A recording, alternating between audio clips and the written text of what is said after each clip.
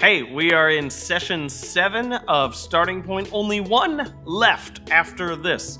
And we're so excited that you're here. And today we're going to talk about belief. Now, I want to give you as a just heads up from the start. We talked about a ton of stuff in the message that we cannot cover in this 5-minute recap. So if you have not gotten a chance to watch the message, I'd really encourage you to go back because there's a lot of concepts and ideas that we got into that just can't be summarized. But this idea of belief, I'll take you through just a couple of the key things that we touched on to help aid your discussion today. This idea of belief is this thought that belief is something that's not always understood. Belief is kind of this thing that for us, it largely comes down to an idea. If you say, I believe in this, you would go, I agree. That's what a belief is in terms of our normal terms. Belief is, yes, I agree. And so the weird thing is we talk about, do you believe in Jesus? We don't always know what we're actually saying. And so it's this sense of when you say, do you believe in Jesus? Do you believe that Jesus was a man? Do you believe that Jesus existed? Do you believe that Jesus was a historical figure? Or do you believe that Jesus was resurrected from the grave? Which, if you remember all the way back on session 1, that's where we started our whole discussion. Is the question in terms of faith is what happened after the resurrection. Now, kind of the criticism of especially Christian belief comes in as this idea that we created these beliefs to make our lives easier and better. So it's this thought that there's a lot of people, they couldn't handle the concept that you were just gonna die and stay dead. You were gonna die and that was gonna be it. Nothing was gonna happen after that.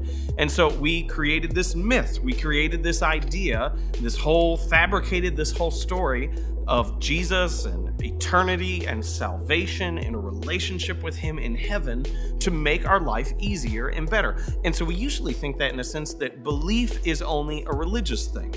But I want to show you just real quickly that's not the case. So what we have in our culture, we have a belief that dominates our economy. And most of us don't realize it's a belief. For us, it's just a given. It's just how we live our lives.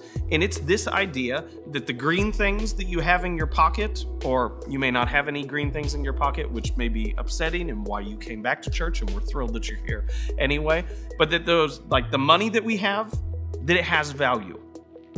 And think about that. That's interesting. It is printed paper. And so if you were to go, let's say you were to go back 1,000 years to a different country, to a different culture, and they were handing you something. They were handing you an object that you needed. They were handing you a candle or something like that, or water that you needed to survive. And you pulled out a couple dollars and you handed it to them. Well, they're not going to accept it. There's nothing within that they're going to, oh, thank you. This is absolutely what we need. Because to them, they don't have that belief. And so what we have done, and this is what every civilized country does, is we establish trust. We establish trust within our government and our banks and our economy, and sometimes that trust wanes a little bit, but we establish trust and we decide that this thing that we have that we call money, that it has value. Now, it doesn't inherently have value. It is a belief that makes our lives easier and better. So everyone has belief. Everyone has stories that they have bought into that makes your life easier and better. But the issue comes with our faith. Is the original idea that the early followers of Jesus, that they fabricated this whole story that Jesus had resurrected from the grave to make their life easier and better. And that's absolutely not the case. If we look at Acts chapter 2, we see Peter's sermon, kind of Peter's first sermon, one of Jesus's followers. This is what he says in Acts chapter 2, verse 22 through 24. He says, "People of Israel, listen. God publicly endorsed Jesus the Nazarene by doing powerful miracles, wonders, and signs through him, as you well know.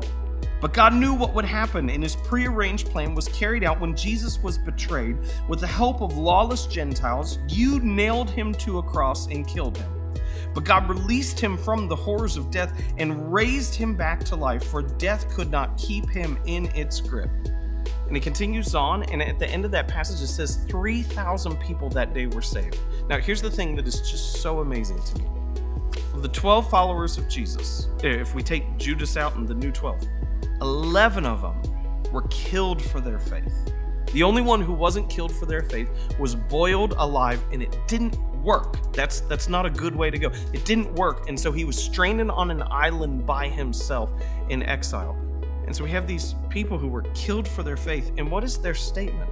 Their statement isn't, oh, life is so much better, oh, life is so much easier. No, their statement is simply this: we saw him.